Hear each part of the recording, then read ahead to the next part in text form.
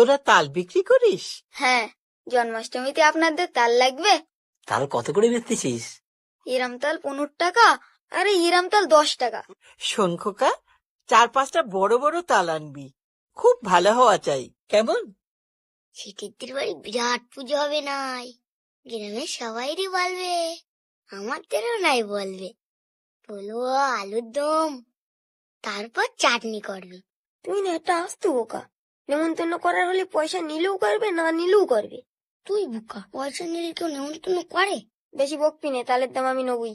পয়সা নিস না দাদা, তাহলে আমাদের আর নেমন্তন্ন করবে না বলো। তুই জ্বালাস না দিনে। কি রে খোকা? তোমার জন্য তাল নিয়ে এসেছি দিদা। দাঁড়া আসছি, ওই কেমন তাল দেখি। বাহ, এ তো খুব ভালো তাল। তোর এই তালের দাম কত? পয়সা দিতে হবে না দিদা, আমি তোমারে এমনিই দিলাম।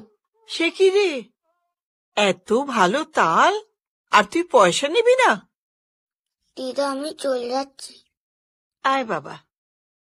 তুই সেটাদের বাড়ি তাল দিয়েছিস, আমার শরীর খারাপ তাও তাল কুড়িয়ে নিয়ে গেলাম, বললো তাল লাগবে না। বল শালা জানোয়ার, কেন দিছিস?